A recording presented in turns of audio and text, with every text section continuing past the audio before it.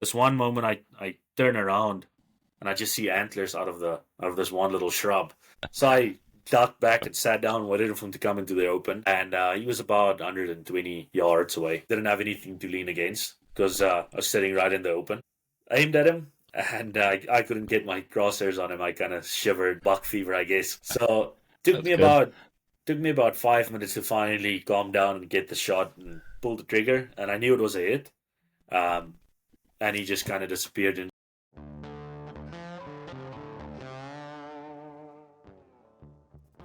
Howdy, folks, and welcome to the Hunting Stories Podcast. I'm your host, Michael, and we have another great episode for you today.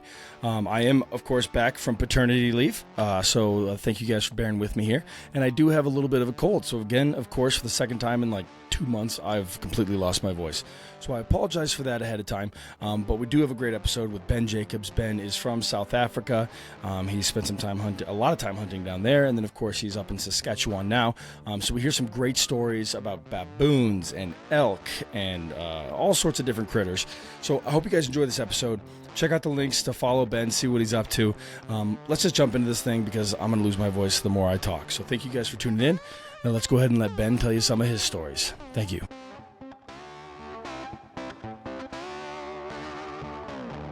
All right, Ben, welcome to the Hunting Stories Podcast, brother. How are you? Thank you, Michael. Not good on you, and it's thanks for having me. Yeah, man, I'm super excited to chat with you. I know I scheduled with you previously and then went ahead and had a child and had to reschedule. So I apologize for that. Here we are, and I've completely lost my voice. But out of respect for you, Ben, I'm super excited to hear your stories, but I didn't want to reschedule again. So I'm going to try my best not to talk too much this episode because I sound like a beat up mouse.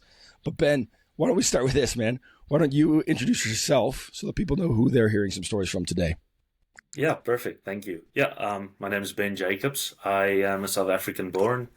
I lived in South Africa all my life and moved to the US for a brief while, and I worked there for about a year. And I now find myself in Saskatchewan, Canada. Okay. So been all over and been hunting all over. So yeah. That's awesome, man. I have my wife's family's from the Saskatchewan area, so I have actually never been, but I've seen lots of photos and where they grew up and all that kind of stuff. So, why did you end up in Saskatchewan? From South Africa to Saskatchewan's a pretty far throw.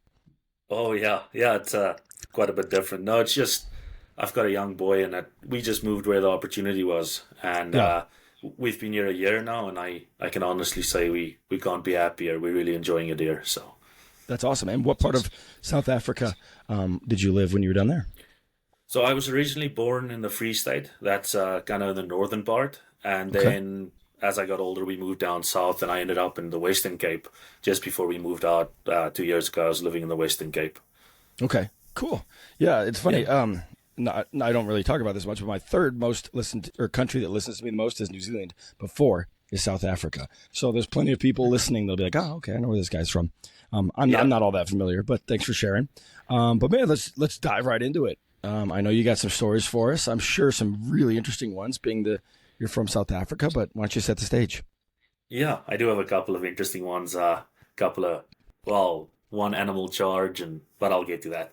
So yeah, the first story first memory I have of hunting. I know I hunted before that quite a bit. I started when I was young with my dad and my grandpa. Okay. And so one story I can remember, I was about 15 years old, and my grandfather had a little farm in the northern part where I was born, the Free State, and he had plenty of free range kudus on his land. So anyone that Oh, likes cool. hunting knows what a kudu is, and it's a very sought after animal. What do they call So it? The something ghost. yeah, the gray ghost. The gray ghost. That's a Yeah, cool name for an animal. But yeah, yeah. I hear they're tough. Oh yeah, well this story would prove that. So Okay, let's so keep going. we ended up going up there for about 2 weeks. My dad, myself, and my brothers, and my brothers hunt, but not nearly as much as I do. And my dad and me, we like it a bit more. So for about 2 weeks, every morning you would wake up at 5, go into the field, try to find fresh tracks, and we found tracks every day. So they were definitely moving there. And for the full 2 weeks, we were looking for them every morning, every afternoon. And I saw one once standing right in front of me and picked up the gun, couldn't find it in the scope, and it disappeared. We never saw it again. We The never gray found ghost. tracks. Exactly. So anyway, we we keep looking, and about we were there for 14 days, and about day 12 or day 13, I can't remember. We walk and we find a duiker. That's a small antelope we have in South Africa, and being that we hunted for about 2 weeks time and haven't seen anything, my dad tells me to shoot it. So I shoot this smaller antelope and phone my grandpa on the pickup, and they come to fetch us. They expecting to load up a kudu bull, and yeah, they come and they see this small little. I don't even know if it was 50 pounds. Well, definitely not 50 pounds. They're Are like those the ones that 12 have kilograms. like the weird like vent on their face or their Yeah, nose? right underneath Okay. their eyes, they kind of have ducts. Yeah, yeah. Yeah, those are That's super weird little critters. yeah. So I shot this one, and I wasn't a very big one, but the thing that sticks out to me about this story is my grandpa walked up and I shot it right in the head because it was pretty close. And that was the first memory I have of hunting, because he walked up and he started laughing because it's not a kudu, but he shook my hand and told me, well, at least it was a decent shot. So Yeah, that that's awesome. that was the first hunt I can remember with my grandfather. And then after that, I went every school vacation I could. I went back to the farm and tried, and up to this day, I've never shot a kudu. Oh So wow, okay. That yeah, yeah, they're crazy. I'm assuming you're doing rifle. Is that accurate? yeah, rifle. And I don't know if you've listened to my my buddy Robin Warman. He's been on the podcast. Warman. He's been on the podcast a few times. He's gotten one, and he did get it with a bow, and he was oh like yeah, so ecstatic, and all of his buddies were like, "No, you didn't kill one." Like they didn't believe him when he actually got it done, because they are hard to kill.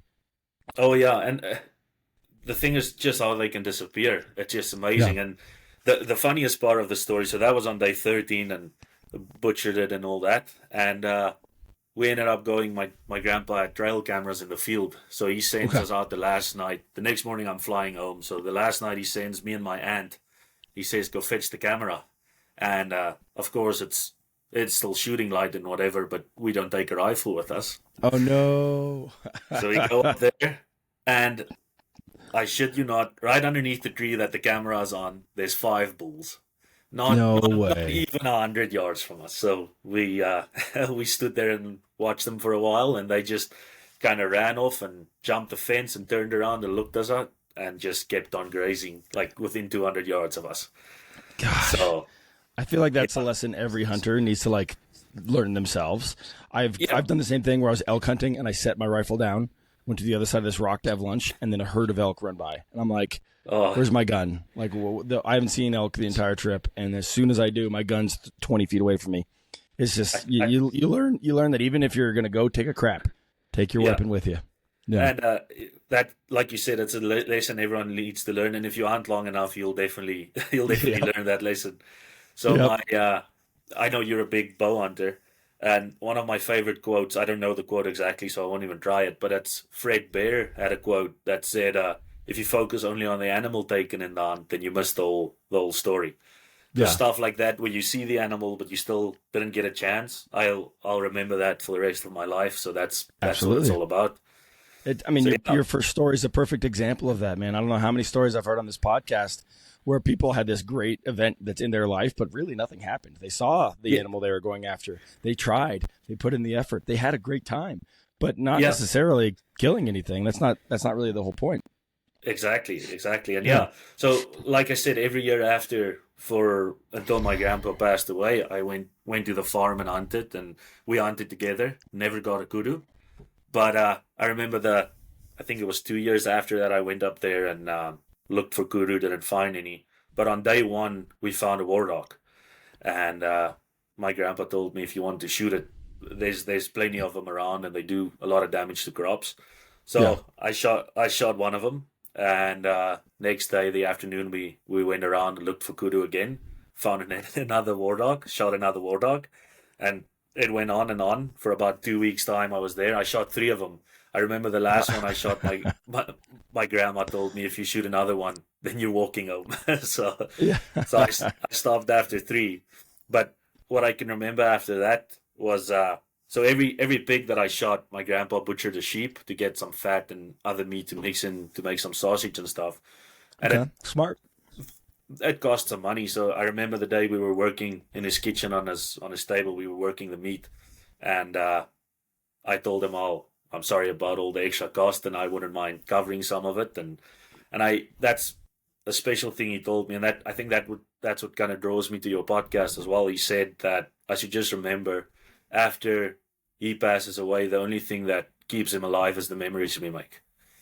Yeah. So we I've got so many memories of him. Like I said, not even getting anything, but just spending time with him in the field. And Yeah. another funny one with the kudus in mind I love it. was my grandpa wore hearing aids because he lost hearing when he got older. So this one day we walked out and sat down, posted, and I saw the bull coming. But he said he wants to shoot a certain one. I can't just shoot anyone. So I asked him, "Can I shoot this one?" And he lifted the binoculars, looking in the other direction. And I called out and asked him again, "Can I shoot?"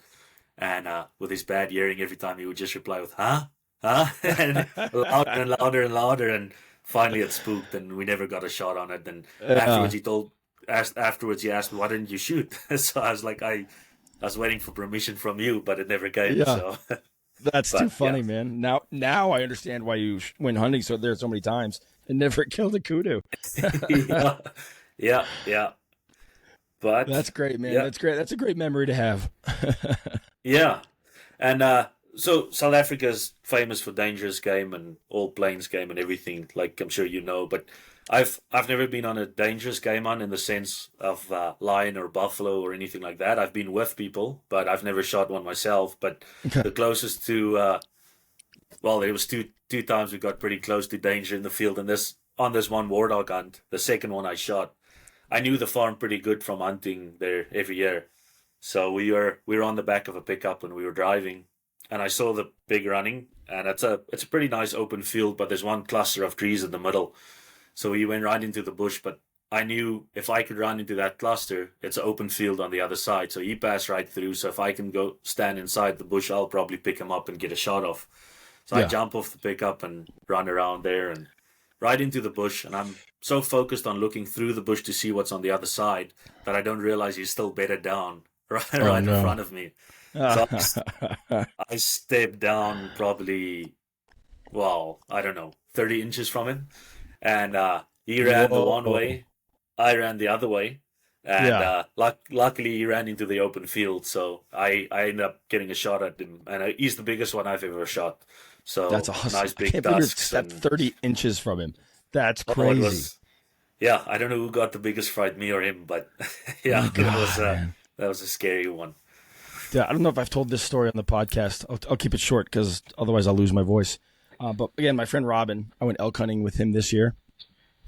And it was like our day 2 or day 3. We're not really sure, but we sit down for like a little bit, like post-morning kind of powwow. What are we going to do? Like, all right, let's head into this dark timber. And we just start walking. Robin doesn't have a tag. He's squirrel hunting, so he has his bow. But Robin has this tendency to be at the front. And I'm constantly telling him, like, man, if you're at the front, you're going to run into an elk, and the people in the back are the ones with the tags, and we're not going to be able to shoot it.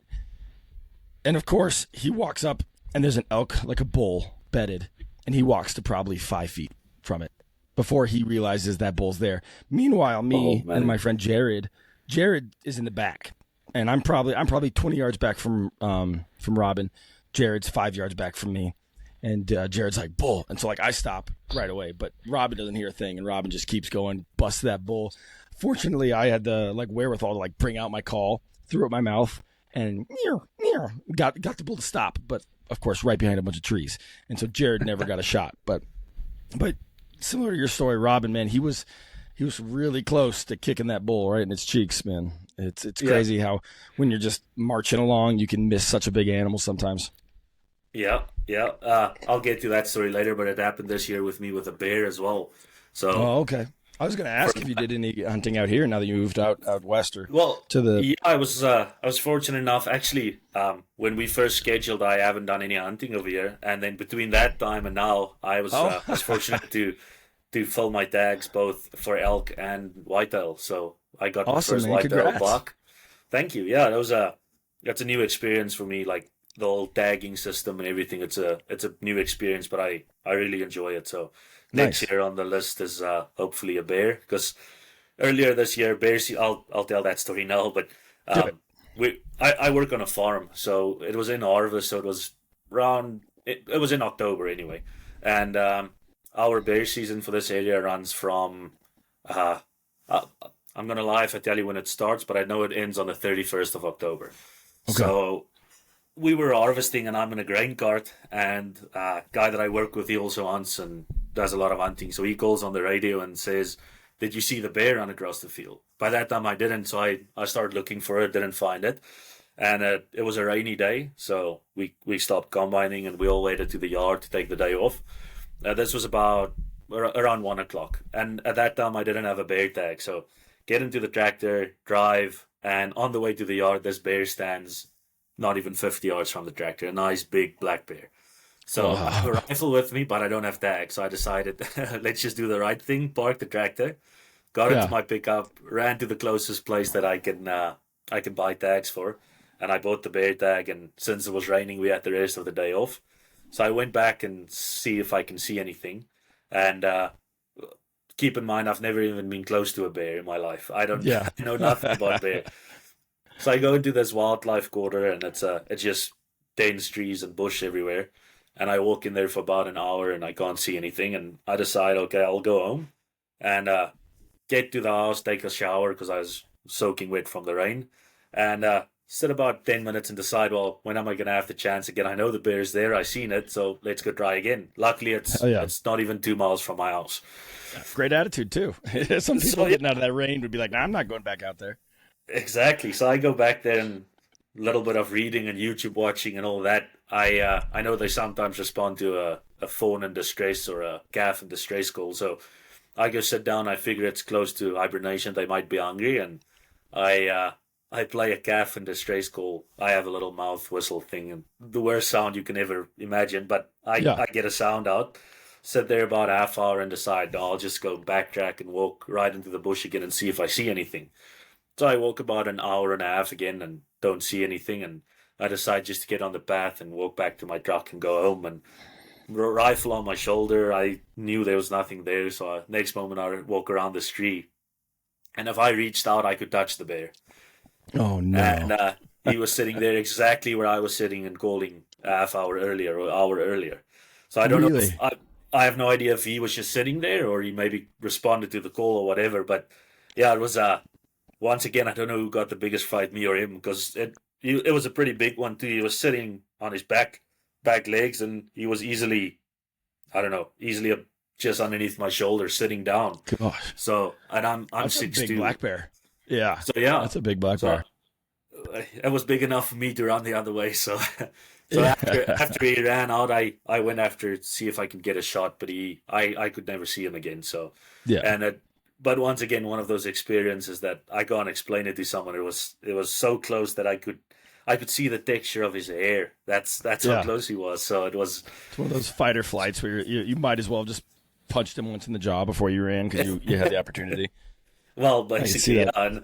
And I then realized that even if I knew he was there, it was so thick and they're so quick on their feet that I Yeah. probably still wouldn't have gotten a shot off on him. But so yeah, hopefully next year I know where he is. Well, I've seen him a few times there after it as well. So hopefully I can put up a bait next year or maybe just walk and stalk. I don't know, but Yeah. that's on the agenda for next year. That's awesome, man. I hope you get him, man. If you do, send me a picture. I want to see how big this guy is. I will, yeah. Maybe it was the heart rate that made him a bit bigger too, but Yeah. he was pretty big. It was actually a rabbit. Well, yeah, Um, maybe. yeah, no, bear is real high on my list too. I'm hoping spring bear this year to get up to maybe Idaho with some buddies, Oh yeah. and try to get something done. We'll see. It depends on how gracious my wife is, and she's very gracious. But we'll see how much grace she has left after after that'll be our baby being what 5 months old, 6 months old. Oh So yeah. we'll see. We'll see. Yeah. But that's another great story, man. What has got for us, Ben? Well, let's stick to the charging or the almost charging story. So, Yeah. I've listened to the podcast a while, and I know there was a couple of people that spoke about baboons in the past, and Okay. that's I think that's only a one or two. Yeah. yeah. I can remember about two stories that I resonated with. So, I know so in South Africa, baboons are a huge nuisance, especially for like any vegetable or crop or Okay. especially vineyards too. They just mess it up pretty bad. So I had this friend in a valley. He farms right. It's kind of where three valleys come together. So the Western Cape is known for its mountains and its valleys and a lot of fruit production and all that. So this Okay. friend of mine farms with broccoli and lettuce and leaf vegetables. And he phones me up and he says if I wouldn't mind see if I can shoot a baboon or two and kind of chase the herd away. So this is kind of relevant to the story, but I used to guide a little bit, not very Okay. much, just a little bit, and then I did a lot of problem animals, like especially Okay. on the farms, like any predation on sheep. I went out and shot the cats and all that. So Got it. So when you say you guided, does that mean you had the PH title? Because I know as a like non-resident, someone not from South Africa, you have to hunt with a PH. Are you a PH, or were you no, like someone that was with the PH? I was busy with my PH course. I would have done it a Okay. couple of months later, but because I grew up in the area, a lot of friends came and I took them out for hunts, and I think I did two professional guided hunts, and that's it. Okay. So So you took out more local people, not yeah, necessarily people from the States and whatnot. Okay. yeah, Can I ask? I've never asked this to anyone before, and I've never thought about it. But what does it take to become a PH? Like you said, there's a course. yeah. What's the whole process look like? It's normally a 2 or 3 week course, depending on where you go. Okay. And in that course, they take you through the tracking. I don't know if you've seen, but South Africa, especially the indigenous people, they are real good trackers, like Yeah. amazing. So we'll Best in never, the history of the world. yeah, we'll never be Yeah. that. But they kind of show you some tracks, and they take you through the measuring of the not antlers, horns, all the species. You have to be able to measure it, and basic information like you have to be able to judge through your binoculars if it's a trophy animal or not. And Okay. so they take you through very basic stuff like that.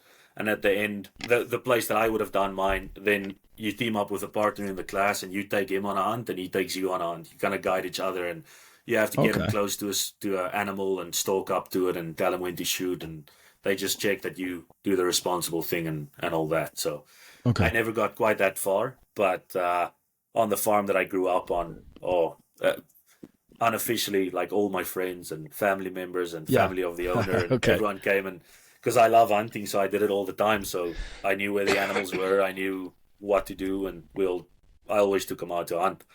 Okay. So One more yeah, question about that, and then I want to go back to your yeah, story.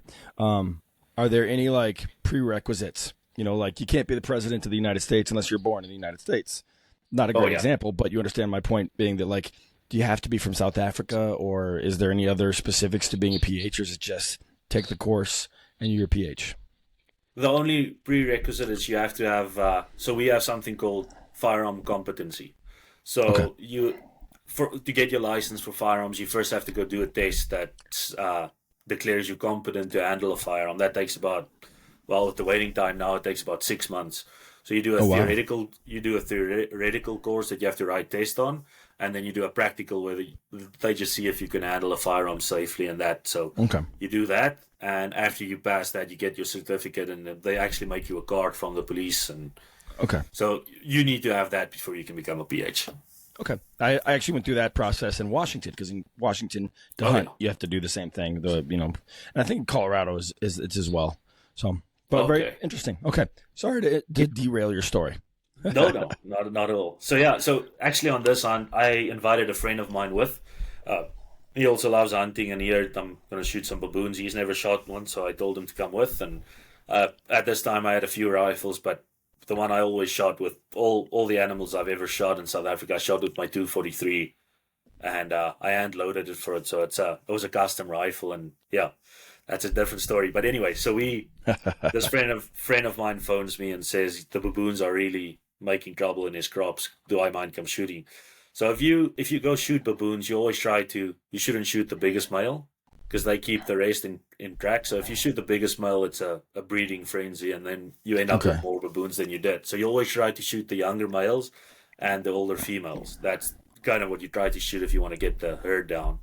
So Interesting. we ended up they're very very clever. So if they see you without a gun, they don't mind you. They just sit there. But the moment you have a rifle with you, they know what a rifle looks like, and then they spook. So That's it's crazy. amazing. It's like hunting Yeah, hairy people, man. That's crazy. yeah, yeah. It is similar. So I knew this farm too because I've been hunting on that for a while too. So the crop field's kind of down in the valley, and then there's a road that goes up to the mountain, and then they feed in the mountain during the day, and then they come down in the evening and come down to the crop, and as well as in the early morning. So we decided to be there as early as we could, and we knew if we kind of spooked them from the bottom, and we made our way up the mountain quick enough, there was one little vantage point where you can stop, get out, and lay down, and you can shoot them as they come up. So we tried it, and we got, I think, one coming up, and then they kind of disappeared. So we drove around and followed them, and we met up with the herd again, and we tried shooting them, but at that stage they were like 500 yards away. So Yeah. we managed to get two more, and because we were three people shooting, the owner, me, and the friend of mine. So by Okay. law, the farmer is allowed to shoot one per day with the rules over there, and then Okay. he can get permits for troublemaking ones too. So he had a couple permits, and the farm was kind of where three farms meet together too. So the neighboring farmer said, if you can shoot one on his land, just shoot it. Yeah. So we shot one. I knew I hit one, and she went into a little, like a, I don't know, a slough with cattails and stuff. So we woke up because we just wanted to make sure everything's dead, that we didn't want to wound anything. And the friend of mine walks on the other side of the slough, and I walk on this side. At that stage, I had my 303 British rifle with me, just for short range, and I gave him the 243. So we were walking. We knew we hit her because we could see her fall down and stand back up. So we tracked her for a while, couldn't find any blood, and she was just gone. And I have to admit, my tracking isn't very good either, so I might have missed a few. So finally, we get to this little slough where we last saw her, and he's on that side and I'm on this side. And the next moment, we hear the cattails move, and he's kind of ahead of me, about 10 feet or so ahead of me. And she comes out charging him, like straight on towards him. Ugh. So They got some baboons big aren't- teeth. Oh man, I'll send you that photo too. I've got one I shot, and I held my 243 casing next to its canines, and the canine's the same length as the round. Gosh. So Ugh. that's pretty big. So yeah, Don't get bit by a baboon, I'll tell you that. No, thanks. no, definitely not. So she charges him, and it's kind of, I don't want to shoot because he's in front of me, so it takes a bit of running around. He runs back, I run forward, and finally get a shot off. And I shot her right from the back and dropped her instantly. But at that stage, she was 5 or 6 meters from him, so that was pretty close. Gosh, man. So- That's insane and terrifying. It makes me think of, like, I don't know, like different monkey movies where the monkeys are attacking. But here's a question I have. What do you do with the animals? I know that they're a nuisance animal. You're getting rid of them to help the farm more than anything else. But have you ever eaten it? I'm thinking Indiana Jones, like a brain soup or something. I don't know. But do you guys do anything with them once they're done, or just taxidermy or whatever? The baboons, normally where you shoot them, you kind of leave them because Okay. it's way up in the mountain anyway. I shot a nice male, and I took the head, and I had a Euro mount made out of Okay. it. I know people who have eaten them. I kind of stay clear from that. I don't know. Yeah. There's a I lot don't of know things what I'll they eat, but I don't think I'll eat that. So A little too close to human, kind of, maybe. I don't know. yeah, and they do eat any rotten thing, and so it's Okay. not a very clean animal in my opinion anyway. So I wouldn't eat that. Yeah, So I'm just that's- curious. Yeah. Yeah, that's probably the closest I've been to like a physical animal charge while hunting. So Gosh, yeah, man. and just to get back to your question about eating them, the people that I do know that have ate it, they at first didn't know what they were eating, but he said he would, if no one told him what it was, he would keep eating. It was apparently real good. Oh, So- really? That's a Yeah. surprise. I'm Yeah, assuming he you said- got to yeah. cook it like well done, because they eat meat, right? Baboons Yeah. will eat whatever, so you got to cook it Yeah. well done to make sure you get rid of all the nasty stuff that could be in there. Yeah, so they had a roast that they made in the oven. He visited some workers that worked for him, and they offered him, and he thought it was. We eat a lot of lamb and sheep in South Africa, and he thought it was a leg of lamb. So he dished up, and after his second bite, they told him it's baboon. So he said he finished the bite he had, and he didn't take any more. But Yeah. he said it was actually pretty good. So I wonder why I didn't keep eating. But well, who knows? He didn't get sick or anything, yeah. did he? No, never got Okay, sick or good. anything. No. That's good. That's interesting. So yeah, I think I'm in the same like boat as you, man. I'm like, I'm not really interested in eating baboon. no. Even like if I end up shooting a bear, I've got friends over here that'll take the meat because I'd like to try it, but I don't think I'm there yet quite to eat Well, bear see, meat. that's where we differ. I cannot wait to try bear. I've heard it is phenomenal. I don't know if you're a fan of like Steven Ranella, but Oh, yeah. he's read a lot of that like that Western frontiersman literature, and apparently they would shoot deer and elk for their hides because it makes great stuff, but they'd shoot bears for the flavor. They preferred the flavor of bears. So it kind of depends on what your bear's been eating. I've also heard that like if they're Yeah. coastal eating fish, you don't eat that. But if you find a bear that like has been living in a blackberry patch, I hear the meat's purple and tasty. You do have to cook it all the way through. Yeah. And then I've also really want to shoot one that has like a ton of fat on it, and I want to render all that fat into cooking Yeah. oil. That's like top of my list of things I want to do. I'd like to try that too because I've read the exact same thing that you said. They hunted them for the meat, and the bears around here we have a lot of raspberries, wild raspberries. Oh my gosh, So- I bet it'd be delicious. It would be good, I guess. So that's the thing. The friend of mine that'll take the meat. Hopefully, I don't know. I'll have a taste when I give it to him. I don't want to Yeah. waste it, but maybe Yeah. maybe the next bear because we can have two tags for bears in Saskatchewan. You can have the Okay. first tag and the second one. So maybe I shoot one for him, and if I like it, I might go out and try to get another one. I have a theory. I haven't tested it. I need to find like someone who can answer this for me. But do you know what sous vide is? I've talked about this on the podcast before. But Oh, sous yeah. vide is cooking, French style of cooking, where I think it means to bathe. You put the meat in the water in a plastic bag. You Yeah. can cook things like chicken medium rare because you cook chicken to 165 because at 165 it kills all the things in there. 1 second at 165, all the bad things are gone. Those bad things it has like a chart. It scales down where like if you cook it to 135, right, medium rare, medium, let's say 130. Yeah. That same thing that you're trying to kill at 165 will die at an hour at 130. So if you know you can get the temperature to that temperature and keep it there for a sustained amount of time, you can cook medium rare chicken. And I've done it, and it's weird. It's delicious, but I wouldn't do it again. Texture's too weird. But that being said, yeah. the problem with bears is I think trichinosis because they're a predator and they eat meat. And so I want to find like a trichinosis expert. And so if someone knows one, please reach out to me and let me know. But a trichinosis expert who knows like that same graph, like, okay, 165, it's dead. You're good there. But like, can I do 130 for 3 hours and do like a big roast and slow cook it in sous vide? Make sure everything's 135 for the amount of time it needs to be, and then have medium rare bear, raspberry flavored bear. That sounds pretty good to me. Oh yeah, I'm sure. I'm sure it would But- be. I kind of want a scientist to tell me that I'm right before I test that theory because I don't want to get trichinosis.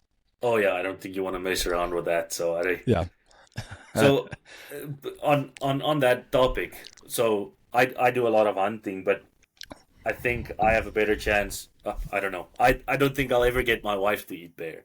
I know you've spoken in the past about your wife eating the game meat, some not. Do you think she'll eat bear Yes. meat? She's told me she will have everything once and then Okay. make her decision. And so, like her moose, she was like, "Oh no, I got to eat moose now." And so she's now loves moose. And antelope, yeah. same thing. Like I shot my antelope in not normal situations. Normally it's 95 degrees and sweltering heat. I shot mine at a place that's like 9,000 feet high. Sun was setting, and so it was like 30 degrees immediately. So I was able to hang it up overnight, and it's really good meat, other than the backstrap, which was the grossest thing I've ever tasted in my life. Oh yeah.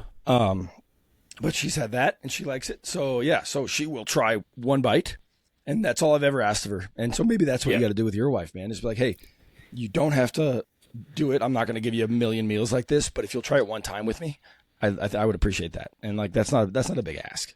No, and I have to admit she's been good in that sense. The same friend of mine with the baboon, he used to come visit on weekends on the farm, and we would shoot anything we could.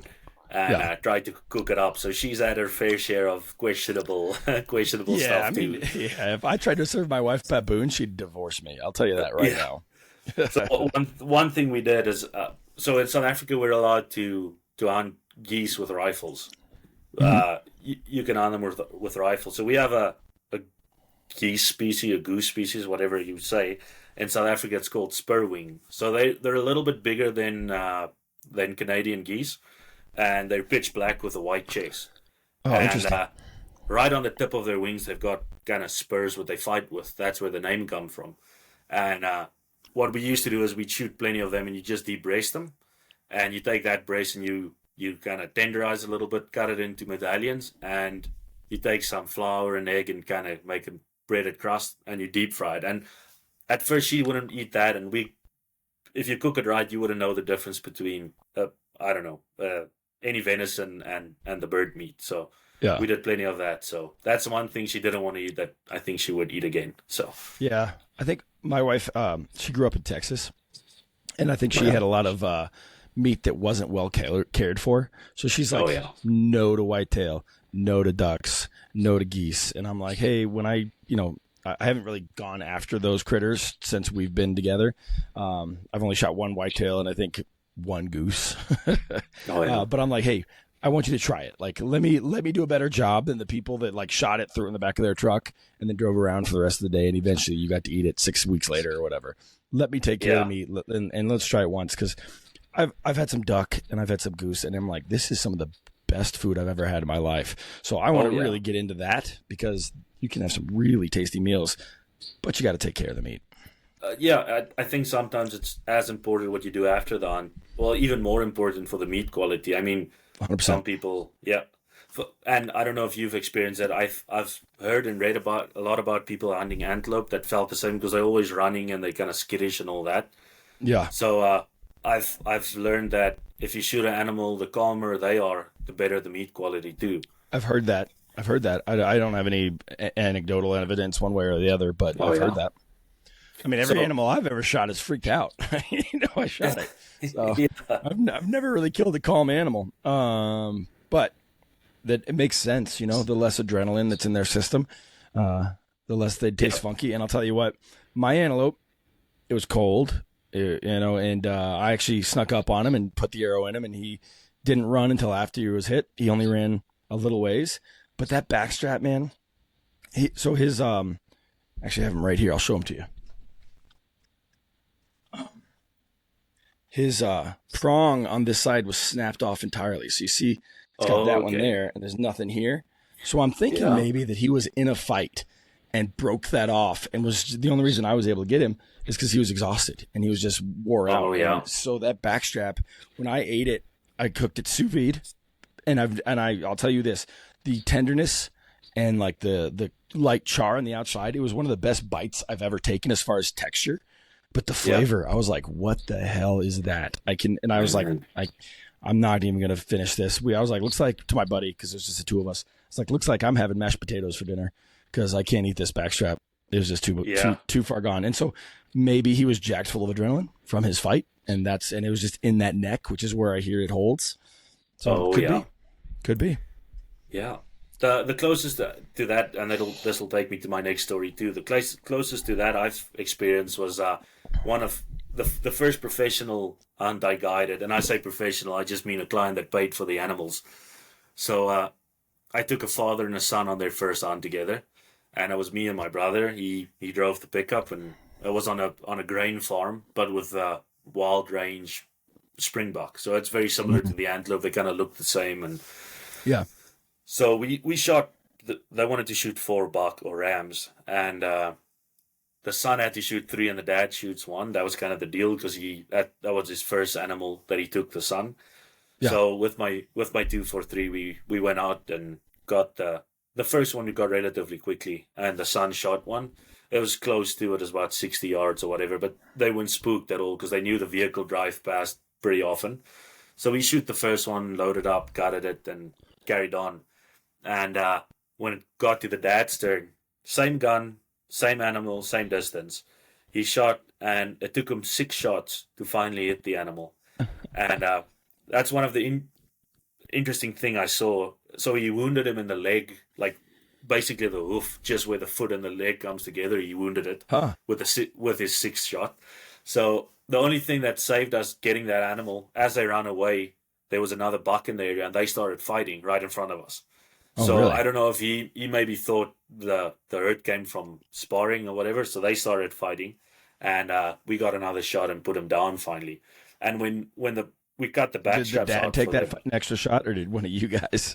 No, I was about to, and since he stood still and we were relatively close, then I gave him the opportunity, so he took another Okay. shot. Gotcha. So at least he got to put it down. But when we cut the back straps out, that one was definitely like the I don't know. The taste was still pretty good, but it was definitely not as tender as the other ones. So Okay. that's what I experienced. But anyway, That's so interesting. we That's the keep on opposite of going. what I experienced, right? Because I was like, my tenderness was awesome. Oh but the yeah, flavor was blech, blech. yeah. Yeah, it was I've ruined heard my a lot of night. stories about antelope, so I'm looking Well, forward to I've had trying antelope one. a bunch since, man, and it's tasty as could be. All the rest of my antelope is delicious. It's just the back straps. Oh yeah. Yeah. No, Yeah. so we continued on this hunt. So the son shot one. I think he was 10 years old, and then Okay. the dad shot the next one, and he complained. He told me my rifle wasn't sighted in, and so I said, okay, we'll see on the next one. And the next field we drive Is the into, son there's using the same rifle? same rifle, exact same Yeah, rifle, yeah, of course. same ammo, same everything. So into the next field, there's two standing, and this was a further shot. It was about 250 meters. Okay. And the son picks up the rifle, sets it down on the sticks, takes the first shot, drops in its tracks. The other one runs about 10 meters, takes the second shot and drops it right there again. So, and I looked up and smiled, and the dad just told me, "Keep quiet. Let's just go." So he knew. So that was that was an interesting hunt. It was special getting someone to take their first animal. It's always I've shot so many different species now, and not nearly as much as other people have, but it's just as fun getting someone else to shoot something for the first time as it is for yourself. It's the more people you can get into hunting, the better. That's awesome. It's also so that little guy you went hunting with. He was a crack shot, man. He just dropped three.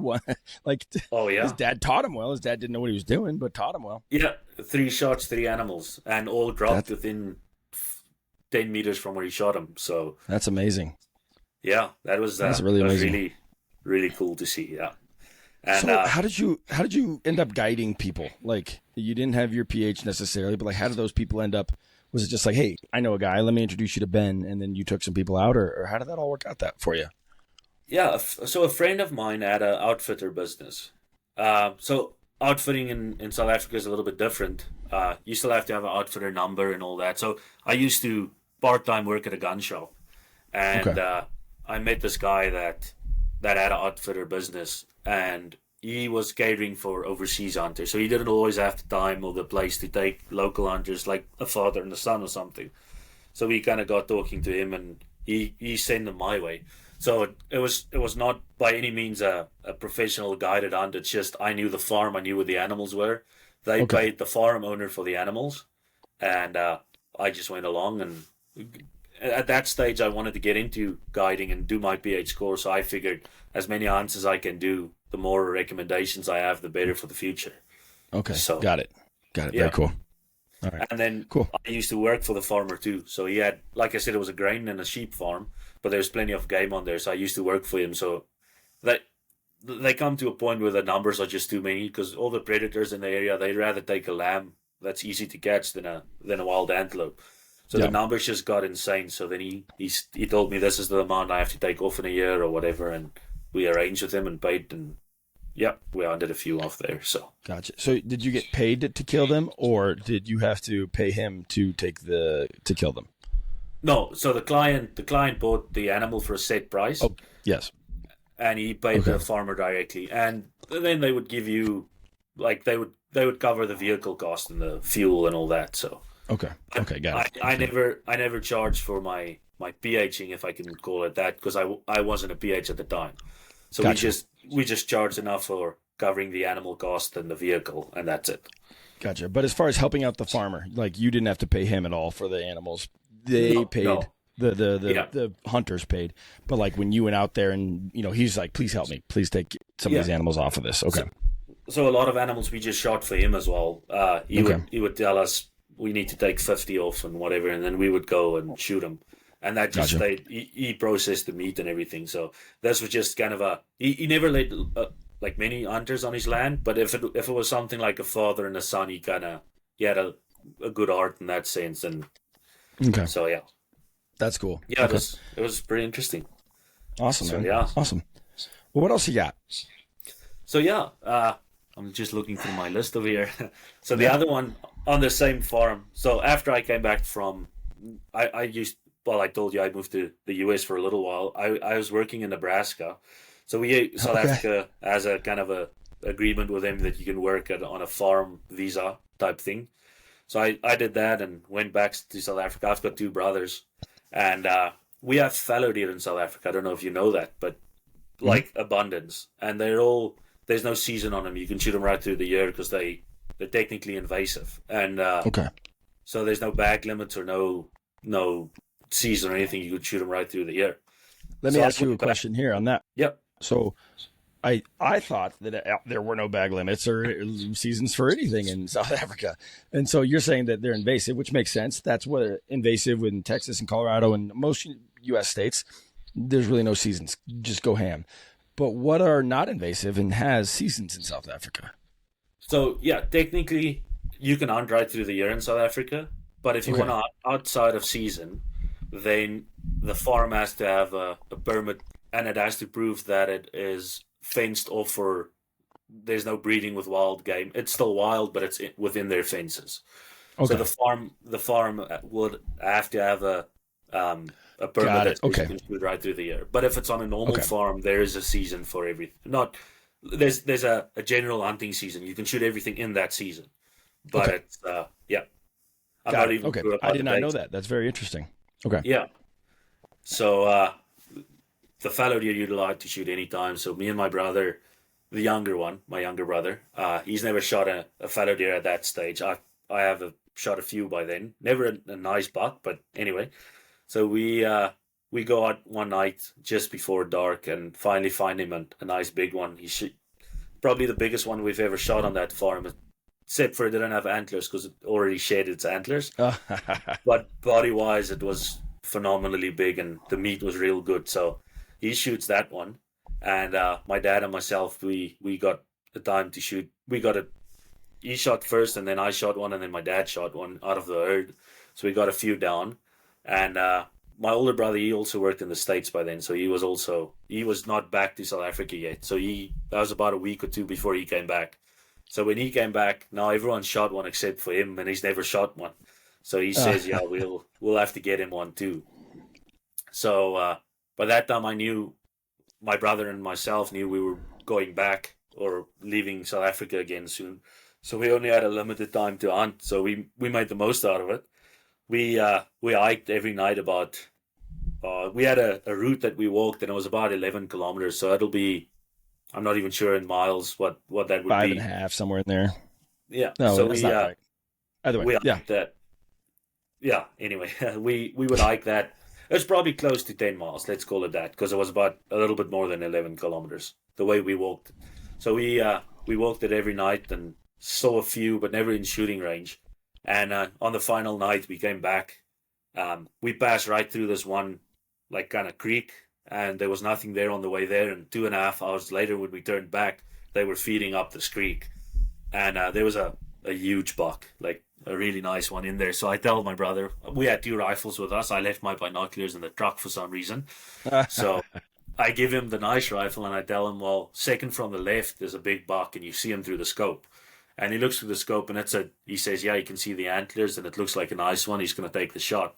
And I tell him, I just want to get in position to look through the other rifle scope and then tell him if he misses or whatever. So I get in position, and what I don't see is the two deer swap around. So the bigger buck goes off to the far left, and the young one stands in the middle now.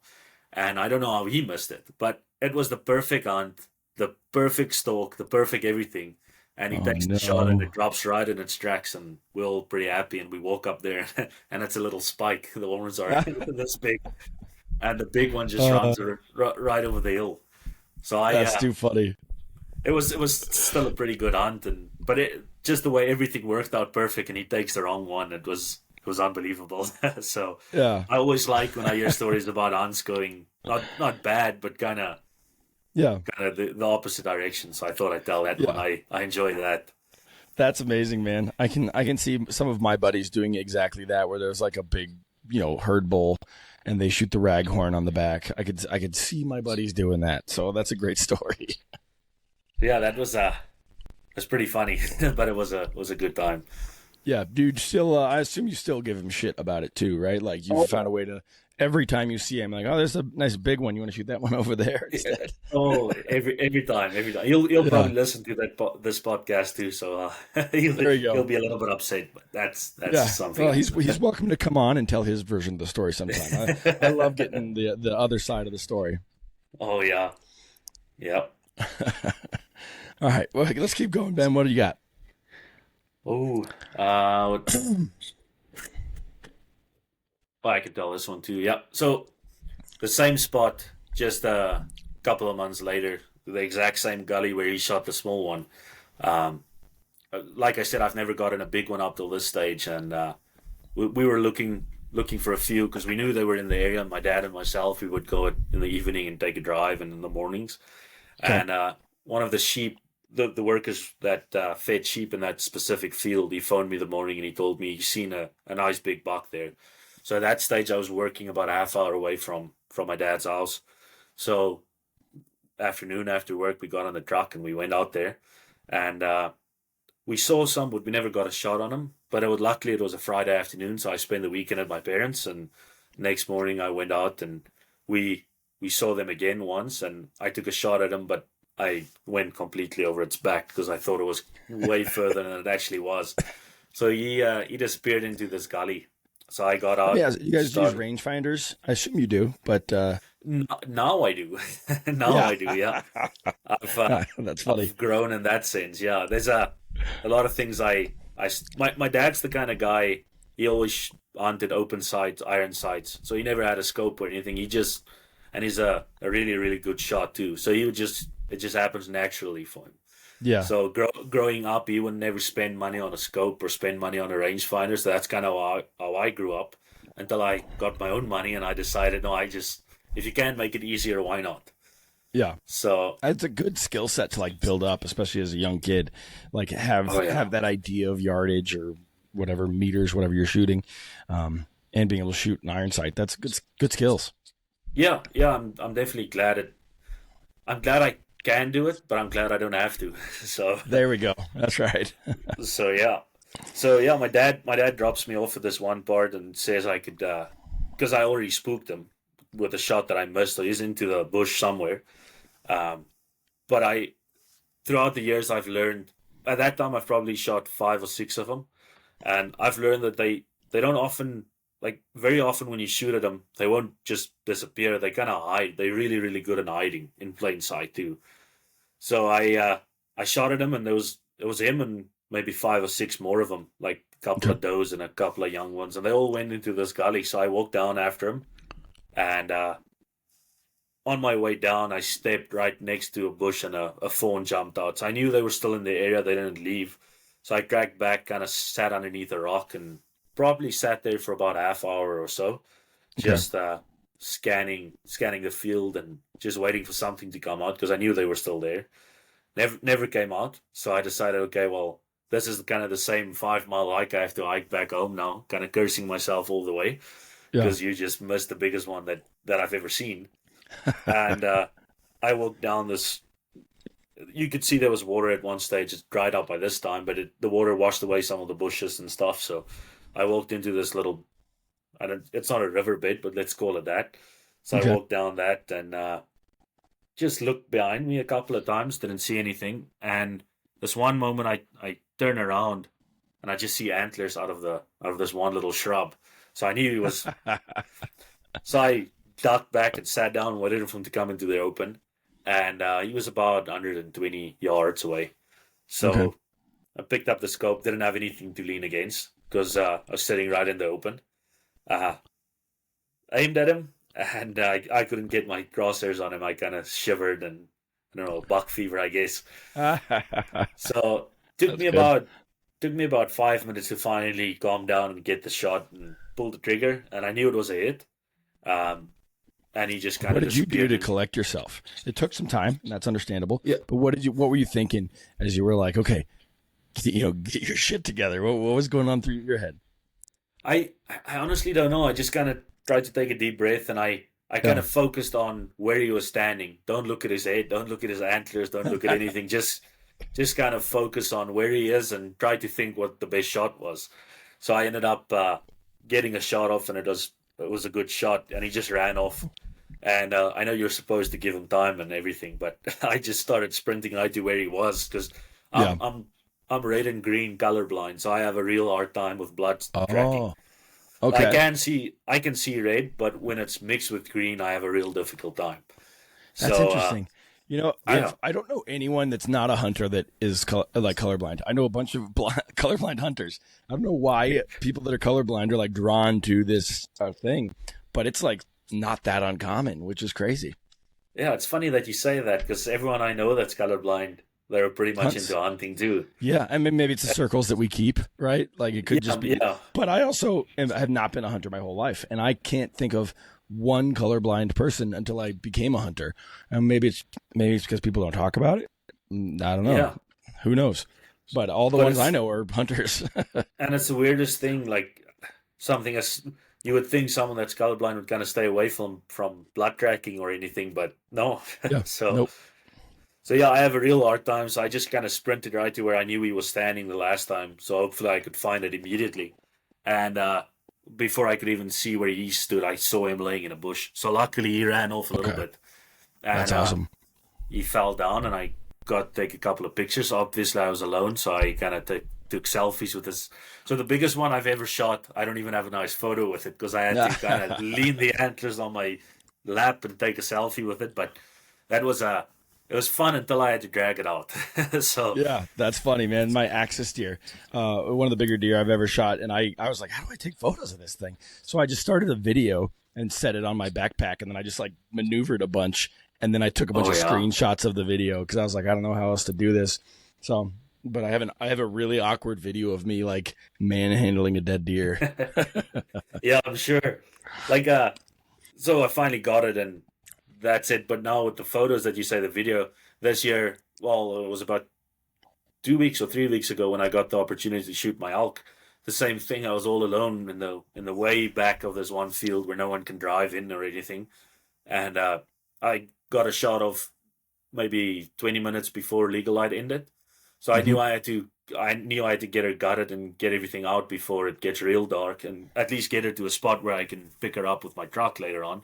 Yeah, And the rush and everything, I kind of totally forgot to take a photo of the elk. So I've got yeah, one crazy little photo with my rifle on the side of this elk. So, but that was a I can tell you that story too. So we have a draw season for elk, and now in Canada it's divided into wildlife management zones, they call them. okay, yep, So each zone is different, and we don't have an open season on elk, but the zone that I am in, we have an extremely large population of elk in the area. Like I guess because I'm working for a grain farmer too, you can actually see the damage they make, and it's real damage. And yeah, so the government of Saskatchewan had opened an antlerless open season, just a week season this year for just getting the numbers down.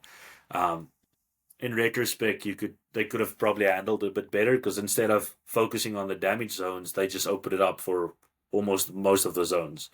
So a yeah, lot of elk populations that didn't have any damage or anything, or they weren't enough to make damage, they also got hunted. But I didn't feel bad participating in the area that I am in because I've seen the amount of damage they make. So I got permission from a colleague and a neighbor, and went hunting on his land. Kind of, it's right in between some government land too, so it was a perfect opportunity to hunt that. So went out the first morning on opening day, and I spooked them, and that's the first time I ever heard that a elk kind of barks when they spook. yeah, So that yeah. was It's really cool, isn't it? interesting. So I've Yeah. never seen an elk up close, like on foot. I've seen them in the vehicle driving by, but this time there was a couple of cows that spooked out of this bush and they barked at me, and it was a pretty amazing. I never knew they do that, but anyway, so I missed the opportunity in the morning, but I knew they were there, so went back to work. I took 2 hours off in the morning and 2 hours off in the afternoon. Went back to work, and the afternoon I went out and drove one of the fields, kind of see if I could see anything that I could stalk. Bumped a couple of deer and a nice big moose, and nice seeing them. And it was getting later, so I parked my truck kind of where I saw them in the morning, and I walked through this field and kind of tried to be stealthy. But it's rifle season as well, so you just hear rifles going off everywhere because everyone's hunting at that moment. It's opening day, and I have a blaze orange hoodie on, and I walk up in this harvested canola field, and the last corner of the field that I have permission on, there's the cow, and she just walks out, and she stops at, well, I didn't have my rangefinder with me, but later I realized it was like 140 meters. Okay. And I figured she was a bit further, so once again, took the shot off my knee, kind of in the middle of this field. How she didn't run, I don't know, because bright orange walking in white snow right in the middle of this open field right towards her. So first shot, I went right over her back, and she just left her head up and looked my way. And I kind of forced myself just to take a few seconds, and I knew when I pulled the trigger, I know what I did wrong immediately. So chambered another round and got another shot off, and I knew this shot was good. But she was kind of on the fence line of the land that I had permission on. She was well into my field, but as soon as I shot her, she ran opposite direction right into the neighbor's field. Oh, of So course. now I know I hit her, and I know she, by the blood, at least even I could see the amount of blood that was there. I knew she was hit. So I phoned the guy that the field that I shot her on, and he gives me the neighbor's number. So I phoned the neighbor up, and I never met him at this time, but the nicest guy. So I phoned him, and he says, "Yeah, just go on there. I'll come to the road and show you where to drive later after you get her." So I walked right up, and I finally found her, and she was dead. Well, got her take the little photo. I should have taken more, but anyway, and that's the first time I realized how big an elk is, because this was a big mature cow. And I've always seen, like you said, Steven Ranella and every hunt show that you watch, the people that just backpack an elk out. And I figured, okay, it'll be relatively easy. Yeah, And you thought you were dragging it out, didn't you? I honestly thought I would drag it out to an open piece where I can come with the pickup and pick her up. And as soon as I got to her, I knew there was no chance of me dragging this cow anywhere. Yeah. So I was so surprised because I shot a recently big whitetail a couple days before that on opening weekend for our whitetail season, and I figured, and it's kind of embarrassing to admit, but I figured the elk cow would be kind of the same size as my mature whitetail buck. I was very, very wrong on that one. So luckily the neighbor comes out and he helps me, and we get her gutted, and we get her to a piece where I can drive up to her, and I've got a hydraulic tailgate on my pickup, which is a huge help. So Yeah. get right up to her and just roll her on and lifted her up, and I shot her at about 5 o'clock, and I got to her at 5:30, loaded her, and by the time I got done skinning and gutting her that night, it was 11 o'clock. So Oh my gosh. 5 hours after 6 hours after I shot her. So I Let me realized ask, how much work. did you was even in have a that. knife on you? Because like some guys, like this is my plan. I'm going to drag them out, and they don't even have a knife. Did you have a knife? So I did not have a knife on me, no. I knew it. Because when I start my pickup, I had a set of hunting knives with me that I carry in my pickup. And when I stopped the truck, I knew I thought I was going to be back to the truck way quicker. I didn't think I was going to get anything, especially not that far. So then I Yeah. had to hike all the way back to the truck. And I got lost on the way back, and it took me like a half hour longer than I should. Because by this time it's pitch black, and the only thing I have to go by was the tracks that I left earlier. Yeah. But then I got lost on the morning tracks in the snow in the afternoon. Oh, as well. gosh. But anyway, I got to the truck eventually and drove up, and the neighbor was waiting for me, and he helped me load her. And yeah, see, I've processed her, and the amount of meat that comes off that animal is amazing. It's amazing. Yeah, it's So really yeah. amazing. How does the because I've never seen like a kudu live, but like how big is a cow elk to a kudu? So that was my train of thought was exactly that it was kind of the same size. They're similar in height, but the elk is a lot heavier and much Oh, more meat interesting. on her. Yeah, Huh. Okay. because I've Interesting. seen kudu cows up close, and I a friend of mine shot a big kudu bull, and that the amount of meat he got off that bull wasn't even close to what I got off the cow. Yeah. So that was really interesting. I had the opportunity to shoot a eland cow in South Africa, Yeah. and she got more or less the same amount of meat off of that cow than I got off the elk, which I didn't Okay. think was realistic. But yeah, That's so awesome. that was Wait till you shoot a yeah. bull elk, man. Bulls can be double in size, really. Like Oh man, a good cow is 3, 4, if you're lucky, 500 pounds, but you can get a bull elk to be 6, 7, 800 pounds. So oh man, yeah. I've been putting in for draw. Well, last year for the first time. I'll definitely be putting in again this year. And funny thing, the next morning, so all the guys that I work with and the guy that I work for, we all had a hunt planned for the Friday, and opening day was on a Thursday. So I got lucky and shot my cow on the Thursday afternoon. So the Friday we all had a hunt plan. So I said I'd still go with them. I just didn't carry a rifle, but I could still help them load or whatever. yeah. And we didn't see a single cow, but in this one very thick pasture land that we hunted that day, we tracked and we walked and we walked, and I turned around because I have a tendency just to turn around and look behind me every time, and I didn't hear a single thing. But when I turned around, there was two bull elk that crossed our tracks right behind us, Oh, wow. and You only have everyone cow loved tags, of course. exactly. So everyone had their rifles up, and they immediately saw the antlers. The one was a decent bull. I Yeah. didn't count points or anything, but just the size of him was amazing. And the other one was a little spike, but both of them were like within 60 yards of us. It's funny So how animals know, like the baboons, right? They yeah, know when it's a threat and they know when it's not a threat. And those oh bulls, yeah, they were like, "Psh, we ain't got nothing to worry about. It's exactly. kind of crazy how every species, it seems to me, knows when it's their season, when it's not. Yeah, yeah. I don't know how they do that, but somehow they know it.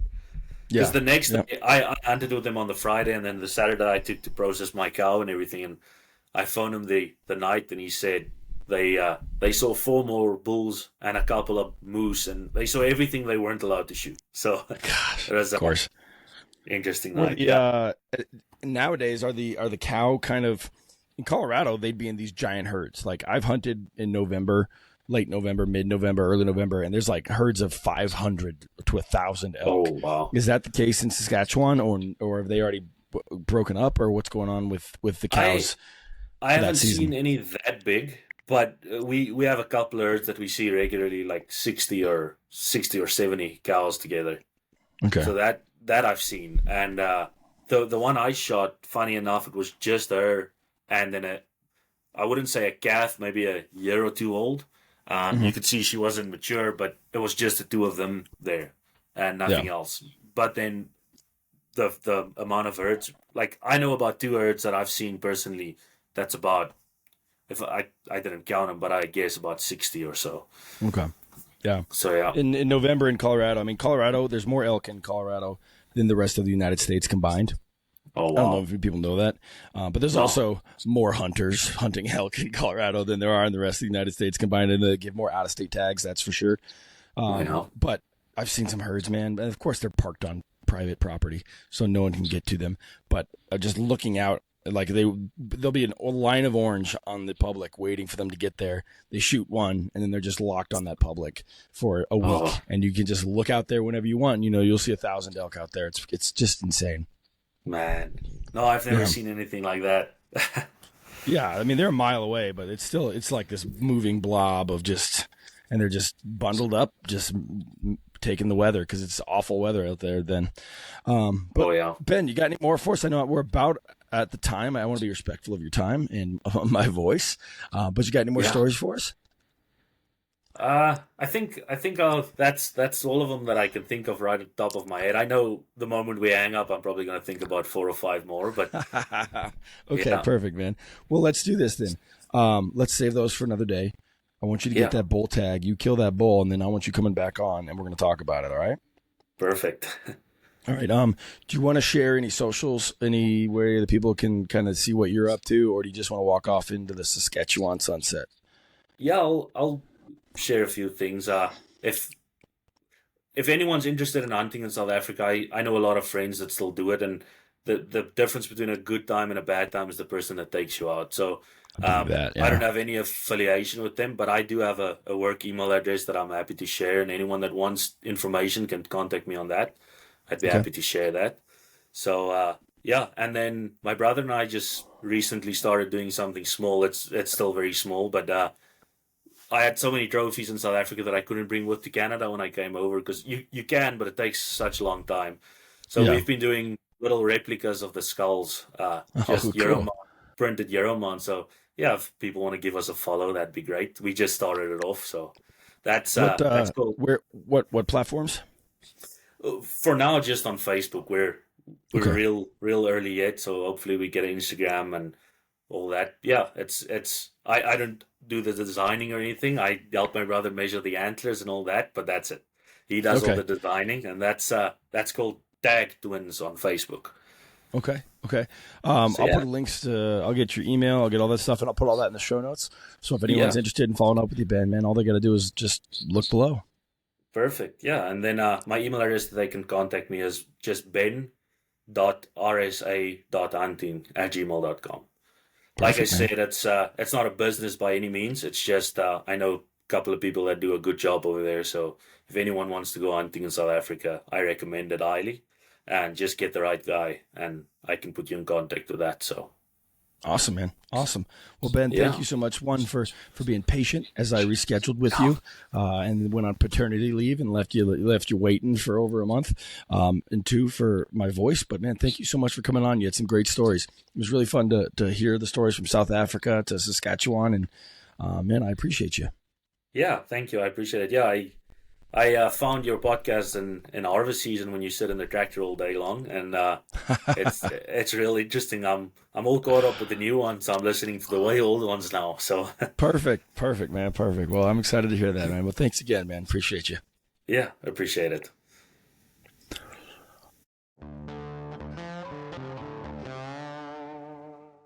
All right, guys, that's it. Another couple stories in the books. Thank you for putting up with my voice. Hopefully, I can finally get healthy. Beyond that, guys, thank you to Ben for coming on, for reaching out, for having me reschedule with him. All the effort that I made him put into this, he didn't disappoint. We had some amazing stories today, so thank you, Ben. I really do appreciate you. You listeners, thank you guys for tuning in. I do this because I keep getting great feedback, and apparently some people are enjoying what we're doing. That being said, I have a big giveaway coming out here. I want to say it's actually going to be in May, so we're about 5 months out for the 200th episode. That being said, follow us on Instagram or Facebook are probably the best places to get to make sure you don't hit that information and don't just get it glazed over in one of these episodes. But also, if you are listening right now and you haven't reviewed the podcast, please do. It really does help me quite a bit if I get some more reviews, whether it's on Apple or Spotify. So thank you guys so much for tuning in. If you got any stories, reach out to us. But beyond that, guys, what's more important is getting out there and making some news stories. So you know what to do. You can get out there and make some stories of your own. Thank you.